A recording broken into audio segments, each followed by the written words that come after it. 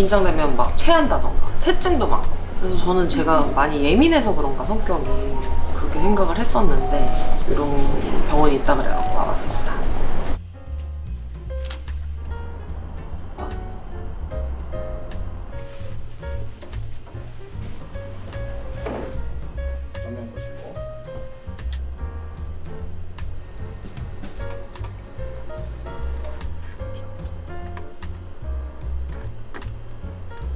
척추를 받치는 게 근육하고 골격이 받치는 거니까 근육 상태를 이제 먼저 확인을 해봐야 돼요. 근육은 양도 중요하고 질도 중요하고, 또 제일 첫 번째 문제가 혈액 순환이 안 될 때 항상 문제가 생기거든요. 혈액 순환이 잘 되려면 물이 있느냐 없느냐가 중요하잖아요. 네, 그리고 세포는 기본적으로 물이 있어야 되죠. 우리는 공기가 있어야 되는데 내가 가지고 있는 세포는 물이 필요하니까 내 몸에 물이 얼마나 있나, 세포는 물을 얼마나 가지고 있나, 이런 것들이 되게 중요해요.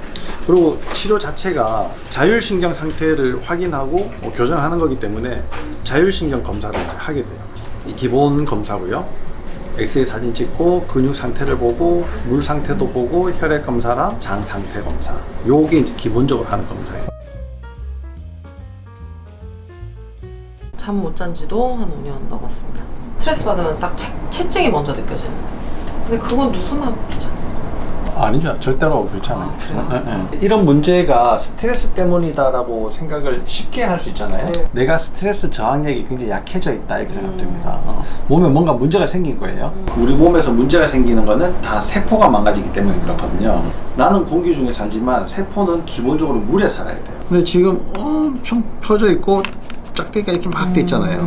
요거는 문제가 있는 거예요.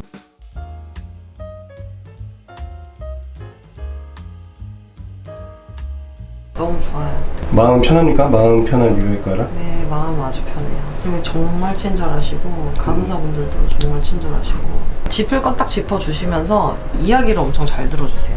그러면서도 정보 전달도 확실하게 해주시고 아주 좋습니다. 신봉사 눈 뜨고 시력이 되게 좋아진 느낌이에요. 환해. 지금 여기에 주사를 맞았거든요. 쭉 척추 따라서 맞았는데 아픈 정도는 그래도 참을 수 있을 정도? 뭔가 팍 환해졌어요.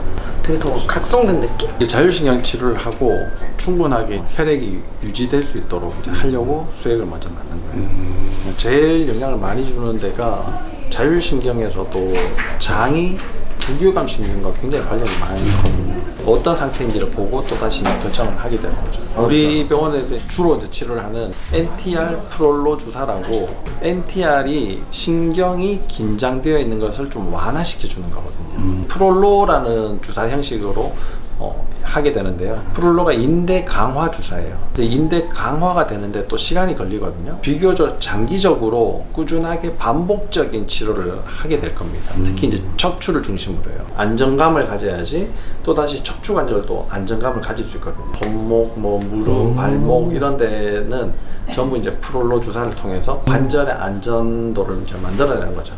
우리 몸은 관절이 망가지면서 문제가 생겨요. 우리 몸에는 어느 한 부위가 고장이 나긴 해도 몸 전체가 고장 났는데 그 부위는 더 고장 났기 때문에 문제가 생긴 거예요. 원인들을 찾아가지고 교정을 해야 되는데 그런 교정의 방법들을 대학병원에서는 얘기를 안 한단 말이에요. 왜 얘기를 안 하냐? 고혈압, 당뇨 이런 문제들은 먹는 걸 고쳐야 되거든요. 먹는 거에 대해서 얘기를 안 해주잖아요.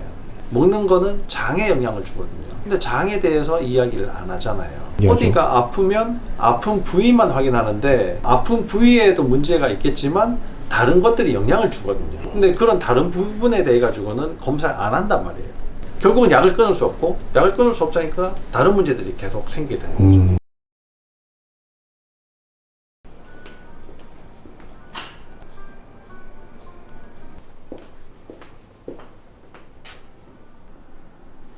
오늘도 자율신경 치료를 할 겁니다. 저번처럼 엑스레이 보시면서 하시는 건가요?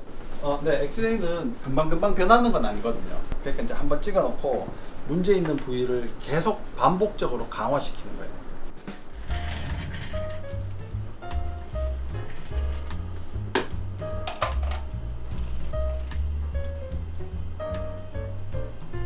자, 살짝 숙여보세요.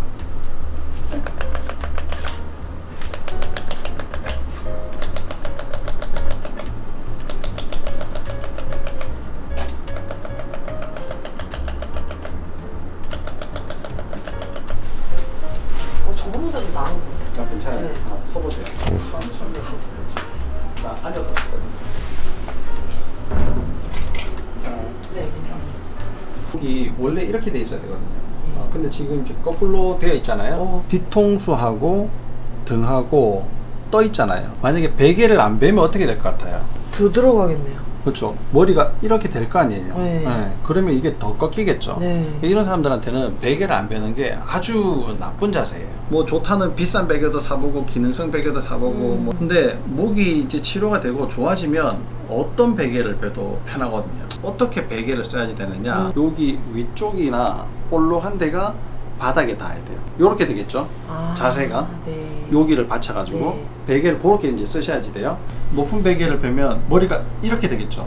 그러면 이렇게 꺾이는 거예요. 안 베면 머리가 이렇게 돌거든요. 그럼 다시 이렇게 꺾이겠죠. 제가 생리통이 엄청 심했잖아요. 요추라 그러나? 여기가 엄청 아프거든요, 생리할 때. 근데 이번에 안 아팠어요. 그게 너무 신기하더라고요. 또 자궁 골반에 있다 보니까 네. 골반의 상태에 따라서 굉장히 이제 영향을 많이 받게 되는 부위인데, 자궁과 서로 신경이 연결이 되어 있거든요. 그러니까 자궁이 자극을 많이 받아도 그 부위가 아프게 되어 있어요. 그러니까 이제 서로 이제 영향을 많이 받는 거죠. 그 근본 원인은 먹는 게 잘못됐어요.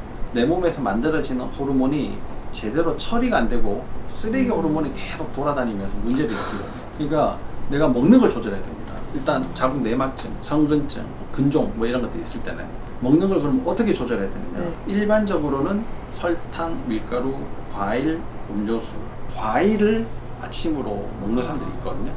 확 올라가기도 하고 살도 쉽게 찌고요. 굉장히 조심을 해야지 됩니다.